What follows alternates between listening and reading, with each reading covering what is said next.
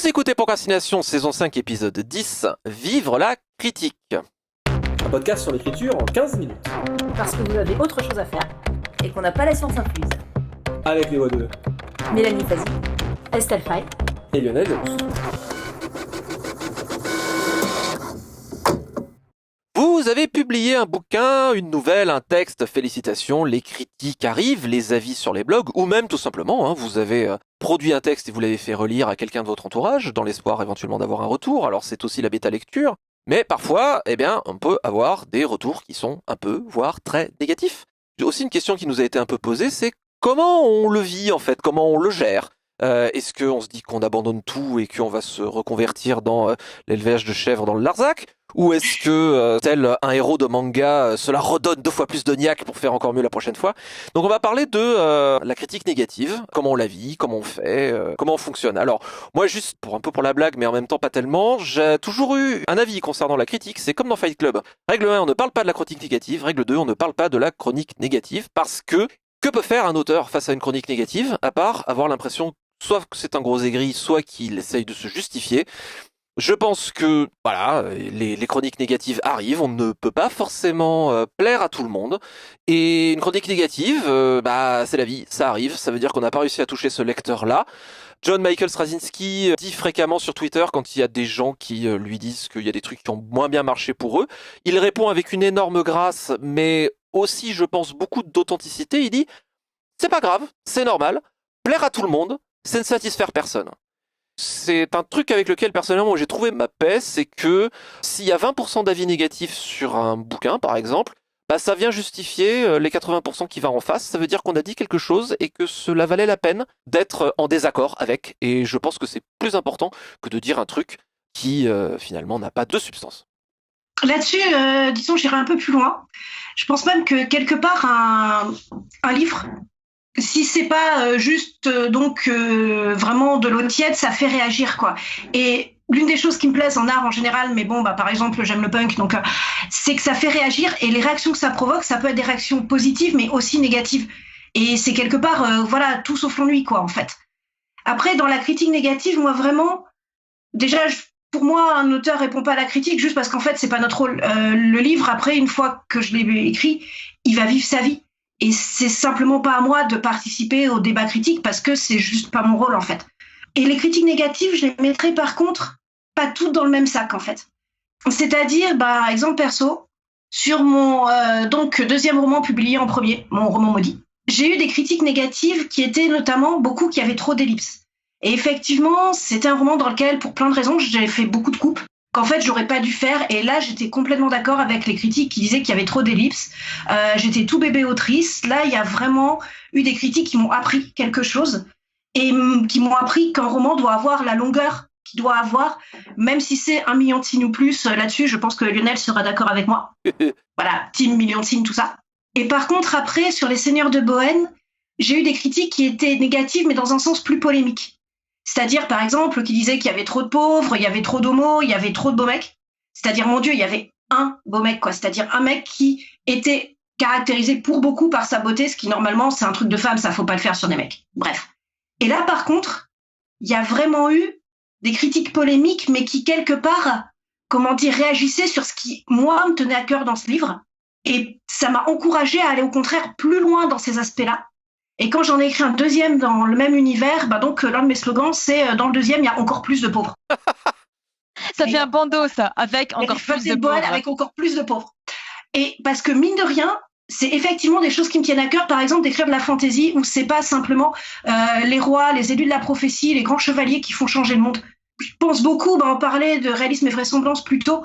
Quelque chose qui me tient beaucoup à cœur, c'est de remettre en avant l'histoire des peuples, de montrer que les peuples aussi ont une influence sur l'histoire et que l'histoire n'est pas écrite que par des grands hommes au sens des hommes bien nés, quoi.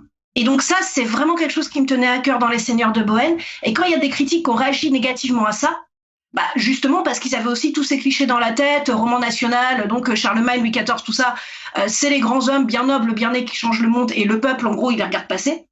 Là, je me suis dit, il y a quelque chose qu'il faut défendre, vraiment, il faut défendre cette idée que si, le peuple aussi, il a son importance, le peuple aussi, il a son influence, et donc, j'ai appuyé encore plus sur ce coup-là. En plus, ça allait très bien avec l'histoire. Je veux dire, c'était cohérent avec l'histoire parce que je suis toujours ce que l'histoire demande.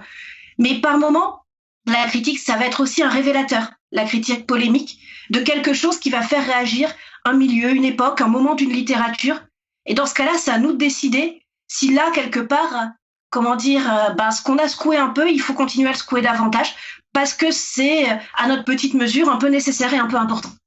Alors, je suis entièrement d'accord avec ce que tu dis sur le fait que tout dépend de la critique et que, en fait, la réaction dépend aussi de l'état d'esprit dans lequel la critique va être écrite et de ce sur quoi ça pointe. Moi, je dirais qu'il y a un apprentissage à faire d'acceptation de la critique, ou en tout cas d'accepter de l'entendre et d'y réfléchir. Ce qui ne veut pas dire qu'on doit prendre pour argent comptant absolument tout ce qui est dans les critiques. À titre personnel, il y a 2 types de critiques que je ne peux pas accepter. Les premières sont les critiques de mauvaise foi, et ça peut rejoindre en partie ce que tu dis, mais aussi les critiques où, la personne qui écrit se fait mousser pour faire des phrases un peu amusantes et des choses comme ça, au dépend du texte. Avec mauvaise foi, j'ai du mal. Et il y a une chose que je déteste absolument, et pour en avoir parlé, il me semble que vous aussi, c'est quand quelqu'un vient nous expliquer, non pas pourquoi le texte qu'on a écrit ne fonctionne pas, mais comment on aurait dû l'écrire, sur quel thème on aurait dû partir, de quelle manière on aurait dû le faire. Ça, je supporte pas parce que je suis prête à entendre qu'on me dise que ce que j'ai tenté ne marche pas, ça je peux l'entendre, mais qu'on vienne m'expliquer comment j'aurais dû penser mon texte. D'une part, je trouve ça un peu grossier, et d'autre part, ça fait complètement abstraction du fait qu'une personne n'est pas l'autre et que on a chacun ses capacités et ses limites. J'ai un exemple précis pour ça. C'était pas une critique, mais un échange que j'ai eu avec un lecteur qui commence par me dire qu'il est très enthousiaste sur mon écriture et qui ensuite vient m'expliquer que je devrais pas me limiter à ce côté très intimiste dans mes nouvelles et que je devrais partir sur des grands thèmes d'actualité et que j'en ai la capacité et que ça ferait des trucs extrêmement forts, blablabla. J'ai essayé de lui expliquer que non, je me sens pas capable d'écrire ça et la personne revient à la charge en m'expliquant quel thème je devrais aborder. Et j'ai trouvé ça extrêmement grossier d'une part. Mais surtout, la personne se met à ma place et ne se rend pas compte que ce qu'il me dit, je n'en suis pas capable et ce n'est pas mon projet, en plus. Et ça, c'est le type de critique que je refuse d'écouter parce que ça n'a même pas lieu d'être. Et je sais que beaucoup d'auteurs partagent cet agacement de la critique, non pas sur ce qui est, mais sur le texte que fantasme le critique et qui, du coup, n'est pas celui qu'on a écrit ou qu'on voudrait écrire. Ça rejoint un peu, plutôt mon expérience dans certaines parties de mon parcours, rejoint un peu ce que tu dis, c'est-à-dire, moi, on m'a dit plusieurs fois dans ma vie, quelque part, que j'écrivais trop bien pour faire de l'imaginaire ou pour faire des littératures de genre ou tout ça, ou pour faire du scénario de genre quand j'étais à mon école, et que je valais mieux que ça. Pour le coup, non, moi j'écris du genre non pas parce que je suis pas capable de faire autre chose, mais simplement, voilà, c'est mon identité, c'est c'est juste les histoires que j'ai envie d'écrire et qui, je trouve, sont ma manière de parler du monde. Donc, ce genre de critique, au contraire, ça m'encourage à aller plus avant, pareil, à faire du genre, et j'aime ça. À mettre des pauvres, encore plus. Et du fantastique, c'est atroce. Je compatis, j'ai eu droit aussi à ça, une éditrice qui m'a dit que quand même j'avais tout ce qu'il fallait pour être un grand auteur de littérature générale. Ce à quoi j'ai dit c'est gentil, mais non merci. C'est flatteur parce que c'était un compliment, mais voilà quoi.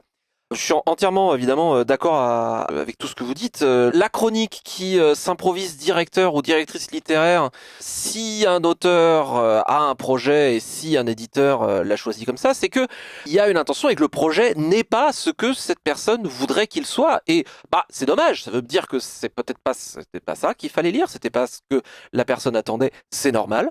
C'est la vie. Il y a pas de souci. En plus.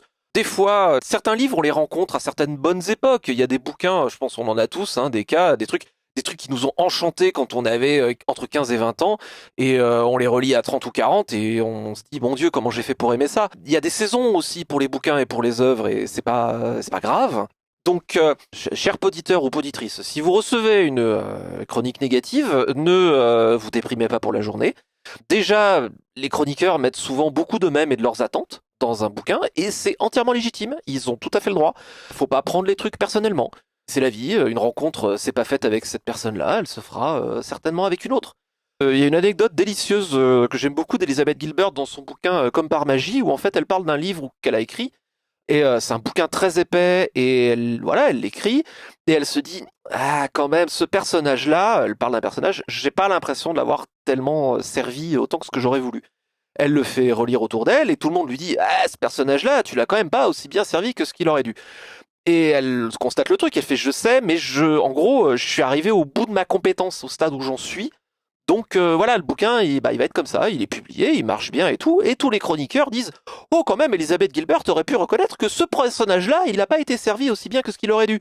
Et elle a cette réponse merveilleuse où elle dit ils sont adorables, est-ce qu'ils s'imaginent que je ne serais pas au courant? une œuvre, elle est ce qu'elle est, elle a ses imperfections, et des fois, quand on est vexé par une critique, je trouve qu'une question intéressante à se poser, c'est ouais, mais est-ce que je suis pas vexé parce qu'en fait, au fond de moi, je le savais qu'il pouvait y avoir éventuellement cette faiblesse, et je suis vexé qu'on l'ait vu. Ah, c'est une bonne question, ça. Moi, je suis assez frappée des fois par les réactions. Alors, une critique, ça fait jamais plaisir à recevoir. Ça peut être, surtout si c'est la première critique qu'on reçoit d'un de tes premiers livres, ça fait vraiment mal. Mais il y a tout un apprentissage à faire pour apprendre à mettre une distance et à ne pas le prendre pour un rejet de son travail en entier ou pour un rejet de sa personne, ce qui parfois n'est pas facile à démêler. Et une chose aussi, c'est de ne pas le prendre comme une attaque personnelle. Ça me frappe. C'est une réaction que je vois parfois, y compris chez des gens qui ont déjà pas mal de métiers, qui normalement, je pensais, devraient avoir appris à accepter ça, et qui est plutôt de se braquer sur une critique et de dire, bah non, c'est juste le critique est un con, ou le critique est jaloux, ou retourner finalement la critique vers le critique pour refuser d'écouter ce qui a été formulé finalement. Alors, ça arrive aussi que le critique puisse être très con dans son approche, ou qu'il puisse être jaloux, ou de mauvaise foi, ou tout ça arrive. Mais j'ai déjà vu ce genre de réaction épidermique face à la critique qui m'interpelle en fait. Je comprends parce que c'est douloureux à recevoir, mais je pense qu'il faut absolument lutter contre ça et ne pas se braquer et se dire tout de suite le critique dit n'importe quoi ou pense n'importe quoi, mais essayer quand même de se poser la question. Et comme tu dis Lionel, peut-être que si ça nous atteint, c'est que ça a touché là où ça fait mal. C'est clair que ça fait jamais plaisir, hein. J'ai l'air hyper zen là en parlant, mais je rejoins complètement ce que tu dis sur le fait que ça nécessite un apprentissage. Déjà là, j'ai l'air hyper zen parce que j'en ai pas lu ce matin, et puis aussi que j'ai mis du temps. Mais pour moi, la chronique négative quelque part, c'est un petit peu comme se cogner l'orteil dans le pied de la table basse. Oui. Ça fait pas plaisir. C'est arrivé en même temps. Bon, qu'est-ce qu'on fait? On va pas s'empêcher de marcher pour autant. Notre travail, c'est d'écrire les meilleurs bouquins possibles, avec nos parcours, nos apprentissages, nos développements en tant qu'auteur et en tant que personne. Et une œuvre n'est jamais achevée, une œuvre ne peut pas et ne devrait pas plaire à tout le monde, parce que comme on disait tout à l'heure, si elle plaît à tout le monde, c'est que quelque part, elle ne dit probablement rien. Donc, il faut se rappeler, comme disaient les stoïcistes, memento mori, rappelons-nous que nous allons tous mourir un jour. Qu'est-ce qui compte? Ça fait chier, mais on baisse la tête et on continue à écrire. Exactement.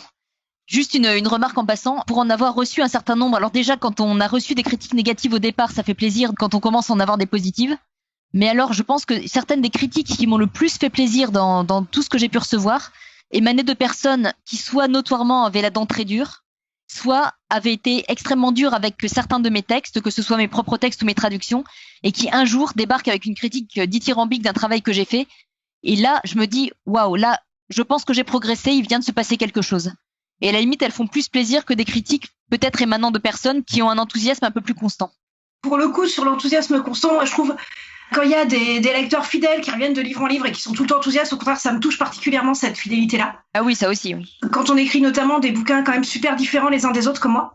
Et après, c'est vrai que l'expérience des Seigneurs de Bohême m'a rendu assez zen. Et déjà avant, donc les critiques sur La Dernière Lame avec trop d'ellipses m'ont permis de progresser, donc j'ai pas eu trop de problèmes quelque part avec ça. Et sur les Seigneurs de Bohême, surtout quand j'ai vu arriver, surtout la première critique négative, on va dire, enfin polémique quoi, ma première pensée, ça a été vraiment pour l'éditeur, parce que je l'ai bossé avec un super éditeur, c'est un gros bouquin, c'est la première fois qu'on bosse ensemble, je me dis, elle est sortie peu après la sortie du livre, et je me dis, mais si ça fait du mal au bouquin, moi vis-à-vis de l'éditeur, je vais me sentir mal en fait. Mais c'était plutôt ça. Et en fait, finalement, la polémique a servi le livre. Et lui a permis, au contraire, à contribuer à le rendre visible aussi, parce que j'ai eu des super lecteurs et lectrices qui, justement, l'ont mis en avant aussi et tout, et ils sont super cool, merci. Et de me dire que finalement, une polémique, ça n'empêche pas un livre de faire son chemin, de rencontrer ses lecteurs, de rencontrer ses lectrices, au contraire, non seulement ça m'a rendu zen, mais en fait, je dois avouer, encore une fois, le côté punk, tout ça, j'aime bien polémiquer aussi, donc voilà, si je peux polémiquer, du moment que ça n'empêche pas le livre de vivre sa vie, en fait, il y a une part de moi qui aime bien. Désolée. Non, mais j'aime bien ferrailler. Je t'envie là-dessus. Moi, je déteste ça. J'accepte les critiques quand elles viennent, mais j'ai pas de plaisir spécialement à ça. Après, je ferraille pas directement avec le critique, je veux dire, mais tu vois, après dire dans mes prochains livres, justement, je vais aller encore plus gratter là où ça fait mal, quoi. Ouais, j'aime bien. Moi, j'avoue, je lâche prise beaucoup. Mais par contre, un truc sur lequel je voulais juste revenir vite fait, que vous avez mentionné en filigrane, et ça me fait penser à ça, ce que tu dis, Estelle. Je pense, effectivement, qu'il n'est pas acceptable, c'est vraiment la chronique de mauvaise foi, c'est-à-dire la chronique qui parle plus du chroniqueur et de sa personne et de son ego, que du bouquin. Les chroniques négatives qui descendent en flammes sous pseudo, Je trouve que c'est ouvertement lâche et surtout c'est malveillant parce que ça ne prend pas en compte que l'auteur, il y a une personne derrière, c'est pas en bois non plus. Il y a un éditeur qui croit à un projet, etc. Donc quand c'est le faire juste pour faire mousser l'ego du chroniqueur ou de la chroniqueuse, ou se faire, parce que c'est très à la mode, se faire de la réputation sur les réseaux commerciaux à moindre frais, c'est de la malveillance et c'est de la manipulation. Et ça, je trouve que c'est pas acceptable. Tout à fait, juste, et aussi se dire qu'on va peut-être tomber à un moment où l'auteur, il est fragile pour plein de raisons. Et pas oublier ça, qu'on présente une vitrine en tant qu'auteur et en tant qu'autrice au monde où, en gros, on présente notre boulot et on parle pas de tout ce qu'il y a derrière. Mais une mauvaise chronique peut tomber à un moment où quelqu'un est super fragile et tout. Et voilà, oui, moi, ok, j'aime ferrailler, mais c'est pas le cas de tout le monde et c'est pas pour ça. Donc, un auteur, il est pas là à la disposition des gens pour taper dessus. Faut pas confondre auteur et punching ball. Complètement. J'ajouterais juste, il m'arrive de faire aussi des chroniques plutôt cinéma, musique et autres. Et quand c'est une critique qui peut être lue par la personne qui lit en français, je fais toujours attention, si je formule des choses négatives, à penser à comment la personne va le recevoir. Ce qui ne veut pas dire effacer le côté négatif que je suis en train de signaler. Simplement me rappeler que j'ai un être humain en face et que l'être humain, effectivement, je vais pas lui taper dessus gratuitement. Ah, on est bien d'accord qu'il s'agit nullement de masquer ou de ne pas dire le négatif, mais simplement juste de prendre... C'est la manière. Voilà, de prendre un peu de civilité, quoi. Ouais, par exemple, juste pour finir là-dessus, pour moi, ça serait la différence entre faire une critique négative sur son blog, sur un journal et tout ça, et sur les réseaux sociaux, poster une critique négative en taguant bien l'auteur pour être sûr qu'il tombe dessus. Là, dans ce cas-là, il faut qu'on sache que c'est un auteur qui, comme moi, a pas de souci avec la critique négative, au sens où je sais que je vais pas le prendre mal, voilà, parce que... Encore une fois, côté punk. Mais quand on connaît pas l'auteur, on fait une critique négative sur les réseaux et qu'on tague l'auteur pour bien qu'il la voie, là, faut être sûr que derrière, l'auteur, il peut encaisser quand même. Et quand on n'est pas sûr, on le fait pas. Je veux dire, on poste la critique, mais on tague pas l'auteur, quoi. On est bien d'accord. Ça n'empêche pas de poster la critique, hein, au contraire. Bien sûr, bien sûr. Mais ça se voit que tu aimes bien ferrailler parce que ça avait fait un sacré shitstorm sur Twitter, cette histoire. Ah, mais je ferai pas sur Twitter, par contre, déjà, je déteste ça, je déteste... Ah, voilà. d'accord. Désolé.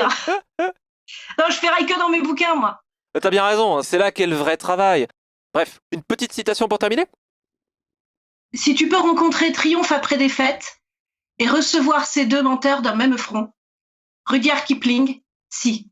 C'était Procrastination, merci de nous avoir suivis. Maintenant, assez procrastiné, allez écrire, l'esprit libre.